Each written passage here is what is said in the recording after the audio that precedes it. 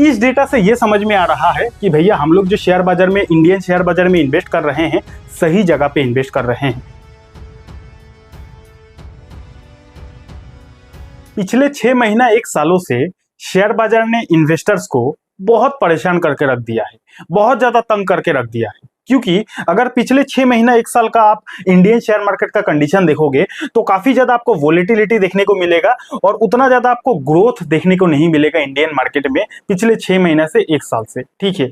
और शेयर बाजार का जो लॉन्ग टर्म इन्वेस्टर्स है, ये चीजों को देखकर काफी ज्यादा परेशान हो चुके हैं और वो उनका यही चिंताधारा है कि भैया शेयर बाजार में ग्रोथ कब आ सकती है, ठीक है। तो देखो, शेयर बाजार में ग्रोथ जो आती है ना, वो हमेशा आप जिस देश में पैसा लगा रहे हो उस देश का अगर ग्रोथ होगा तो उस देश का जो शेयर बाजार है, शेयर बाजार का भी ग्रोथ होगा, ठीक है। तो हमारे देश से रिलेटेड एक नहीं, दो नहीं, बल्कि 3 बहुत बढ़िया गुड न्यूज आया है। और अब हो सकता है कि ये जो 3 बहुत बढ़िया बढ़िया गुड न्यूज आया है ना, ये 3 गुड न्यूज शेयर मार्केट के इन्वेस्टर्स को काफी ज्यादा खुश कर दे।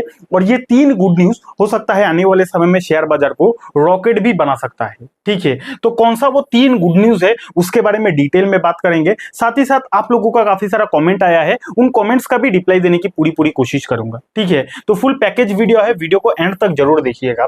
चलिए करते हैं इस इंटरेस्टिंग वीडियो की शुरुआत। अब सबसे पहले एक चीज को समझो, बहुत ही इंपॉर्टेंट बात बोलने वाला हूं, सिखाने वाला हूं, ध्यान से समझिएगा। शेयर बाजार में कितने तरह का लोग पैसा इन्वेस्ट करता है, यानी कि शेयर बाजार में कौन कौन पैसा इन्वेस्ट करता है। सबसे पहले मेरे जैसे, आपके जैसे लोग, जिसको क्या बोला जाता है, जिसको रिटेल इन्वेस्टर बोला जाता है। आम पब्लिक जो शेयर बाजार में इन्वेस्ट करता है उसको रिटेल इन्वेस्टर बोला जाता है। ये लोग शेयर बाजार में पैसा इन्वेस्ट करता है। उसके बाद HNI यानी कि हाई नेटवर्थ इंडिविजुअल। HNI का मतलब क्या होता है, ये भी एक इंडिविजुअल ही होता है, लेकिन फर्क इतना है कि ये लोग शेयर बाजार में करोड़ों अरबों रुपया इन्वेस्ट कर देता है। तो अरबों रुपया इन्वेस्ट करता है, इसीलिए इनको हाई नेटवर्थ इंडिविजुअल बोला जाता है और ये लोग भी शेयर बाजार में इन्वेस्ट करता है। उसके बाद कौन आता है, उसके बाद आता है भैया DIS यानी कि डोमेस्टिक इंस्टीट्यूशन इन्वेस्टर, यानी कि जो हमारा देश का डोमेस्टिक बड़े बड़े इंस्टीट्यूशन है वो लोग शेयर बाजार में इन्वेस्ट करता है। एंड चौथा आता है भैया FIS यानी कि फॉरेन इंस्टीट्यूशन इन्वेस्टर, यानी कि ये लोग बाहर के विदेशी है, विदेशी जो हमारे शेयर बाजार में इन्वेस्ट करता है उसको बोला जाता है फॉरेन इंस्टीट्यूशन इन्वेस्टर। यही 4 लोग शेयर बाजार में इन्वेस्ट करता है, इतना तो आपको पता होगा। अब मेरा आपसे ये सवाल है कि कोई भी व्यक्ति शेयर बाजार में क्यों इन्वेस्ट करता है। इनफैक्ट मैं आपसे ये सवाल पूछ रहा हूं कि आप जो शेयर बाजार में इन्वेस्ट कर रहे हो किस रीजन से कर रहे हो। आप अगर शेयर बाजार में इन्वेस्ट करते हो तो किस रीजन से करते हो। डेफिनेटली हर किसी का पर्पस एक ही होता है शेयर बाजार में इन्वेस्ट करने का। वो पर्पस होता है भैया उनको ग्रोथ चाहिए, उनको जो पैसा उन्होंने पैसा इन्वेस्ट किया है उस पैसों पर उनको ग्रोथ चाहिए और इस ग्रोथ के लिए कोई भी व्यक्ति शेयर बाजार में इन्वेस्ट करता है। इतना बात क्लियर हो गया ना। चाहे रिटेल इन्वेस्टर हो, चाहे HNI हो, चाहे DIS हो, चाहे FIS हो, कोई भी व्यक्ति अगर शेयर बाजार में इन्वेस्ट कर रहा है उसका एक ही उद्देश्य है, भैया उनको ग्रोथ चाहिए। हो गया क्लियर। अब हम लोग जो इंडियन मार्केट में अपना पैसा को इन्वेस्ट कर रहे हैं, इसकी क्या गारंटी है कि इंडियन मार्केट आने वाले समय में ग्रोथ दिखाएगा, क्या गारंटी है। तो यहां पे मैं आपको बोलना चाहूंगा कि किसी भी चीज का गारंटी तो नहीं होता है। अल्टीमेटली शेयर बाजार है क्या, अल्टीमेटली शेयर बाजार एक बिजनेस ही है और बिजनेस में गारंटी नाम का कोई वर्ड नहीं है। लेकिन यहां पे प्रोबेबिलिटी काम करता है, यानी कि चांसेस काम करता है। हमारा इंडियन शेयर बाजार आने वाले समय में बहुत ज्यादा अच्छा कर सकता है, इसका जो चांसेस है ये बहुत ज्यादा है। मैं बार बार बोल रहा हूं, गारंटी नहीं है, लेकिन ये जो प्रोबेबिलिटी है, चांसेस है, बहुत ज्यादा है। और ये मैं क्यों बोल रहा हूं कि इंडियन मार्केट आने वाले समय में काफी ज्यादा अच्छा कर सकता है, इसका चांसेस क्यों बहुत ज्यादा है, जिसके पीछे 3 गुड न्यूज दूंगा और ये 3 गुड न्यूज मार्केट को हिला भी सकता है, ठीक है। और क्यों आपको इंडियन मार्केट में और ज्यादा विश्वास होगा, क्यों जो HNI है, DIS है, FIS है, ये जो खबर आया है इनका विश्वास और ज्यादा बढ़ जाएगा इंडियन मार्केट में, क्यों, क्या रीजन है, क्या खबर आया है, उसी के बारे में डिटेल में बात करेंगे। तो खबर ये आया है, GDP आप समझते हो, GDP का मतलब क्या होता है। यहाँ पे सिंपल भाषा में अगर आपको समझना है, GDP का फुल फॉर्म होता है ग्रोस डोमेस्टिक प्रोडक्ट। अब GDP अगर आपको पूरा समझाने जाओ तो 1-2 घंटा लग जाएगा। सिंपल भाषा में इतना समझो, GDP का सिंपल सा मीनिंग ये होता है कि कोई भी देश किस स्पीड से आगे बढ़ रही है अगर आपको ये पता लगाना है ना, तो आपको उस देश का जीडीपी को देखना है कि उस देश का जीडीपी किस परसेंटेज से आगे बढ़ रही है। फॉर एग्जाम्पल हमारा जो देश इंडिया है, अब अगर आपको ये पता लगाना है कि हमारा इंडिया किस स्पीड से आगे बढ़ रही है, तो आपको हमारा इंडिया का जीडीपी को देखना है कि इंडिया का जीडीपी किस परसेंटेज से बढ़ रही है। फॉर एग्जाम्पल हमारा जो इंडिया का जीडीपी है वो 6% से या फिर 7% से अगर आगे बढ़ रही है ना, तो ऐसा माना जाएगा कि हमारा जो इंडिया है वो भी 6 से 7% से आगे बढ़ रही है। अब जीडीपी कैलकुलेट करने का अलग अलग फॉर्मूला होता है। सिंपल भाषा में इतना समझो कि कोई भी देश पूरे एक साल में उस देश में टोटल कितना कंजम्पशन हुआ, यानी कि उस देश में पूरे एक साल में लोगों ने कितना प्रोडक्ट को खरीदा है, कितना पॉकेट से खर्चा किया है। उसके बाद कोई भी देश में पूरे एक साल में गवर्नमेंट ने उस देश का तरक्की के लिए कितना पैसा खर्च किया है। उसके बाद कोई भी देश पूरे एक साल में अलग अलग देशों में अपना माल को कितना एक्सपोर्ट किया है। फॉर एग्जांपल इंडिया पूरे एक साल में यूएस में, जापान में, अलग अलग देश, रसिया हो गया, चाइना हो गया, अलग अलग देशों में टोटल कितना एक्सपोर्ट किया है, अपना माल दूसरे देशों में कितना पैसा का माल बेचा है। इन सारी चीजों को कैलकुलेट करके ही जीडीपी का परसेंटेज को निकाला जाता है। ठीक है, किसी भी देश का अगर जीडीपी इंक्रीज कर रही है ना, तो सिंपल ये समझा जाता है कि उस देश का जो बिजनेस है, उस देश का जो स्वदेशी कंपनी है, वो भी काफी ज्यादा तरक्की कर रही है, उन बिजनेस का भी काफी ज्यादा प्रॉफिट हो रहा है, इसीलिए उस देश का जीडीपी बढ़ रही है। ठीक है, तो किसी भी देश का जीडीपी बढ़ना यानी कि उस देश का स्वदेशी कंपनीज का फायदा होना, उस देश का तरक्की होना, और देश का तरक्की होना, देश का बिजनेस का तरक्की होना, यानी कि अल्टीमेटली स्टॉक मार्केट का तरक्की होना।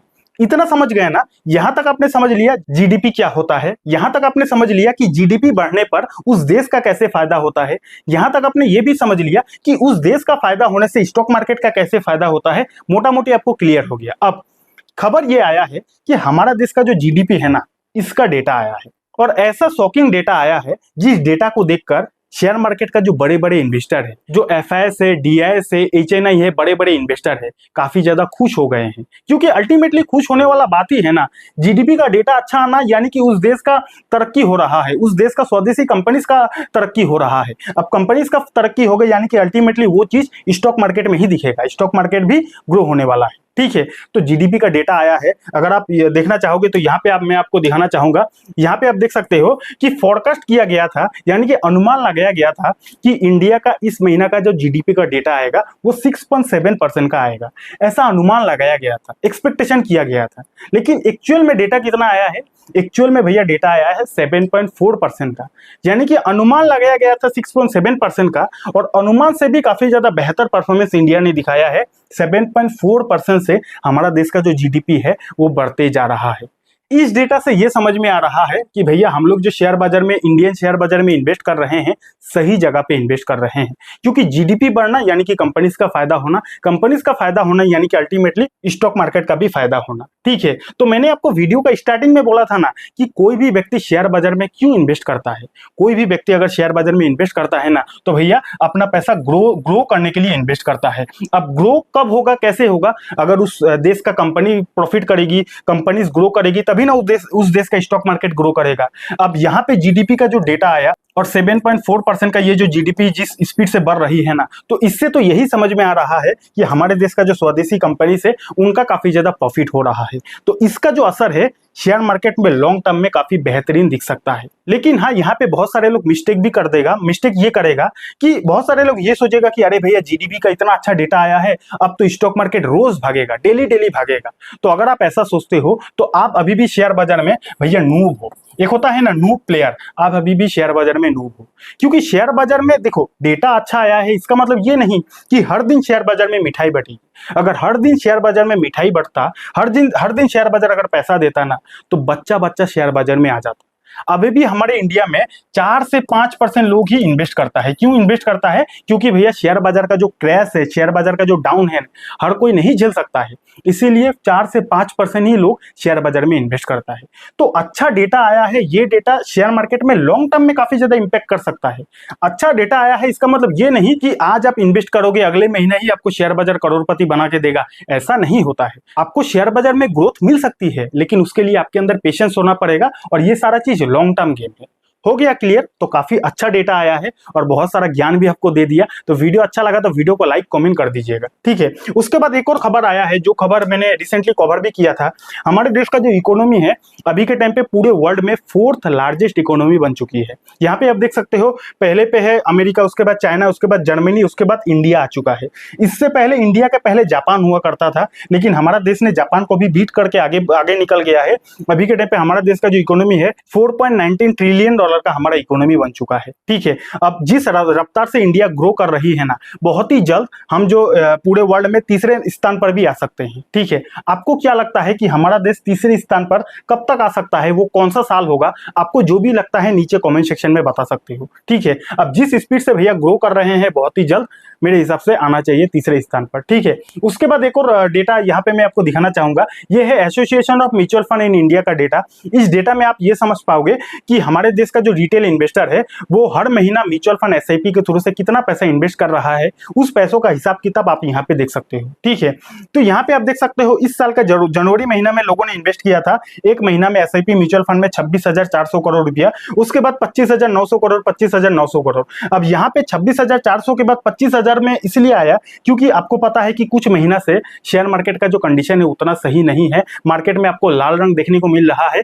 इसीलिए अगर आप देखोगे 26,400 करोड़ से 25,000 करोड़ में ये फिगर आ गया, ठीक है। तो ये तो हुआ मार्केट क्रैश के दौरान, लेकिन उसके बाद अप्रैल महीना का डेटा आने का वेट था और अप्रैल महीना का जो डेटा आया ना, इस डेटा ने हर किसी को शॉक कर दिया। अप्रैल महीना में लोगों ने एक महीना में टोटल पैसा इन्वेस्ट किया है म्यूचुअल फंड एसआईपी में 26,632 करोड़ रुपया।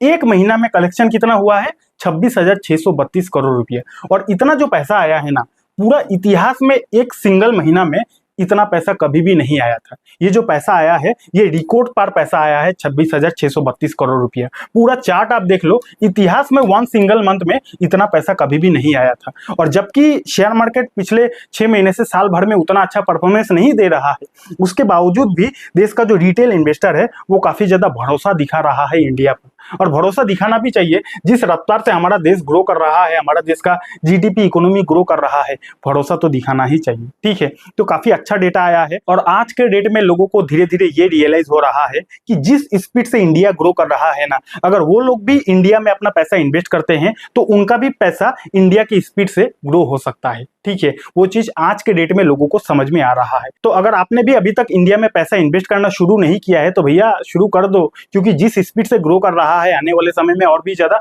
भविष्य उज्जवल हो सकता है, ठीक है। लेकिन हाँ, इन्वेस्ट करने से पहले अपने फाइनेंशियल एडवाइजर से सलाह जरूर ले लीजिएगा, ओके।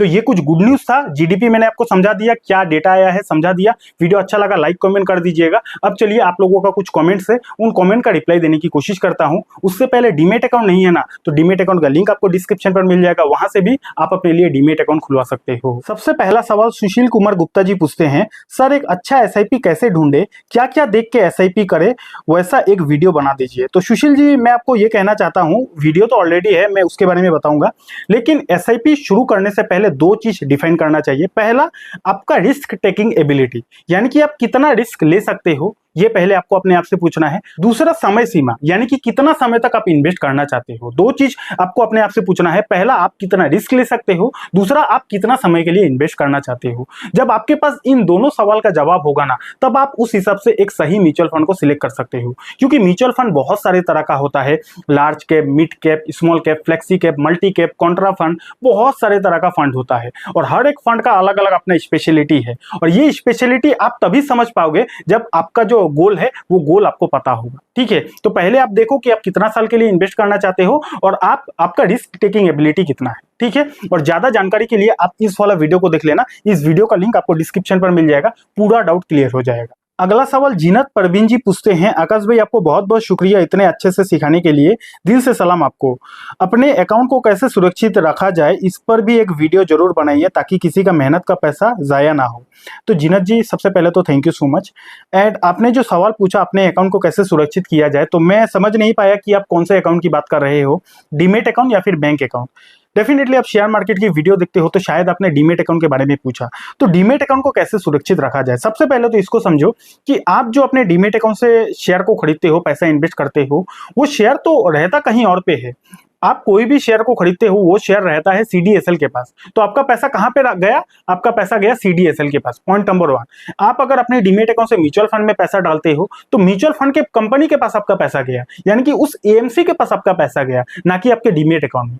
आपका डीमेट अकाउंट में शो करेगा कि इतना पैसा आपने इन्वेस्ट किया है, इतना शेयर खरीदा है, इतना म्यूचुअल फंड में आपने पैसा डाला है, लेकिन एक्चुअल में वो पैसा रहता कहां है? डिपोजिटरी के पास और एएमसी के पास। तो इस बारे में आपको टेंशन नहीं लेना चाहिए। हाँ, यहाँ पे एक डरने वाली बात यह है कि अगर आप उतना ही डरते हो तो आप जो अपने डीमेट अकाउंट में पैसा रखते हो, ट्रेडिंग करने के लिए आपने डीमेट अकाउंट में पैसा ऐड किया, अब पैसा ऐड करने के बाद आपने विड्रॉ करना भूल गए, तो जो डीमेट अकाउंट में आपका पैसा रह गया ना, तो इन केस अगर आपका ब्रोकर भाग जाता है तो इस केस में आपका पैसा फंस सकता है। ऐसा होता नहीं है, काफी रेयर सिनेरियो में ऐसा होता है, लेकिन जो आपका डर है, जो आपका सवाल है, उसका मैंने आंसर देने की कोशिश किया।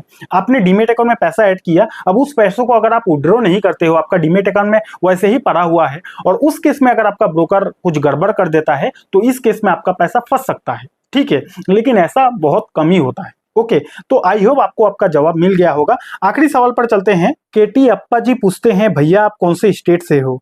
तो इसके बारे में मैं नहीं बताऊंगा, क्योंकि बहुत सारे लोगों को पता है मैं कहां से बिलोंग करता हूं।